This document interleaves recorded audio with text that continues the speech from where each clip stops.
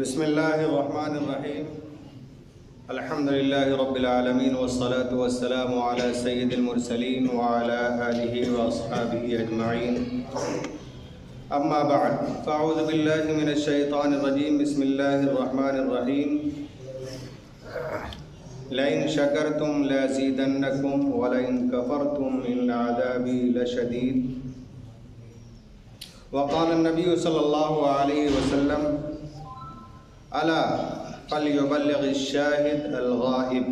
او کما قال علیہ الصلاۃ والسلام۔ صحافت کے عنوان سے اس مجلس کو قائم کیا گیا ہے۔ صحافت آپ کو معلوم ہونا چاہیے کہ یہ دوسروں کی چیز نہیں،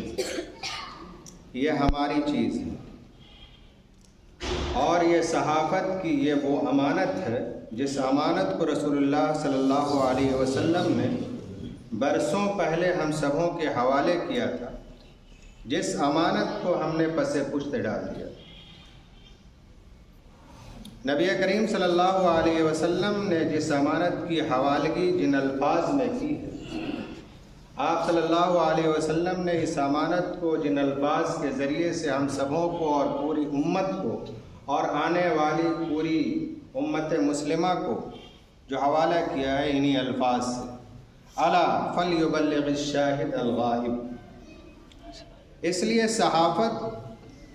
یہ کوئی نئی دنیا کی پیداوار نہیں، صحافت یہ ہر زمانے میں رہی ہے، اس کا طریقہ کار بدلتا رہا، اس کے لباس عدلتے بدلتے رہے۔ صحافت آج جدید لباس میں اور جدید انداز میں، کمپیوٹر کی شکل میں، موبائل کی شکل میں اور دوسرے ڈیوائسز کے شکل میں صحافت کا فروغ ہو رہا ہے۔ صحافت کو رسول اللہ صلی اللہ علیہ وسلم نے اور ذرائع ابلاغ کے بارے میں رسول اللہ صلی اللہ علیہ وسلم نے ہم تمام لوگوں کو بہت پہلے اس کی تعلیم دی تھی۔ ہمارے برادر مکرم نے اپنی افتتاحی بیان میں یہ فرمایا کہ علماء کے کچھ طبقے نے صحافت کو ایک گندی چیز سمجھا۔ ایسا نہیں ہے، اس صحافت کو گندی چیز سمجھا گیا اور اس صحافت سے دور رہنے کے لیے ہمارے علماء نے تلقین کی، جس صحافت کے ذریعے سے ہم خراب ہو جائیں اور ہمارے اخلاق خراب ہو جائیں۔ ورنہ علماء کرام نے کبھی بھی صحافت کی کوئی مخالفت نہ کی، البتہ علماء کرام نے اس کے جانب پیش قدمی نہیں کی۔ میں شکر گزار ہوں اللہ تعالیٰ کا، اور میں شکر گزار ہوں اپنے سرپرست محترم کا حضرت مولانا احمد ولی فیصل صاحب مدث اللہ العالی نے، کہ انہوں نے پوری امت مسلمہ کو اور پوری ہماری برادری کو، علماء کی برادری کو انہوں نے جگایا، اور انہوں نے ہم سبوں کو یہ باور کرایا کہ رسول اللہ صلی اللہ علیہ وسلم نے ایک امانت ہم سبوں کے حوالے کی تھی، اس امانت کی ادائیگی ہم کوتاہی کر رہے ہیں۔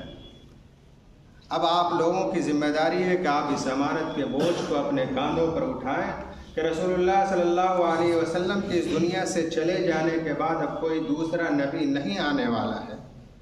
ہر آنے والے دن میں کوئی نہ کوئی نبی پیدا ہوتا ہے، ہر آنے والے دن میں کوئی نہ کوئی مہدی پیدا ہوتا ہے، اور ہر آنے والے دن میں کوئی نہ کوئی اپنے آپ کو بہت بڑا مذہب اسلام کا سب سے بڑا محقق سمجھتا ہے اور سمجھاتا ہے۔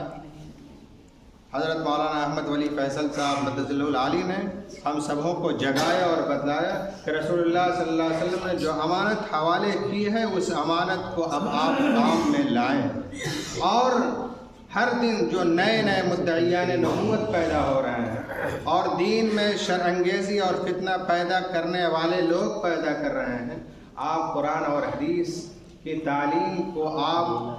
ان آلات جدیدہ کے ذریعے سے پوری دنیا کو آپ یہ بتلائیں اور یہ سمجھائیں کہ دین یہ ہے، مذہب یہ ہے، سچ یہ ہے، غلط یہ ہے۔ والسلام علیکم۔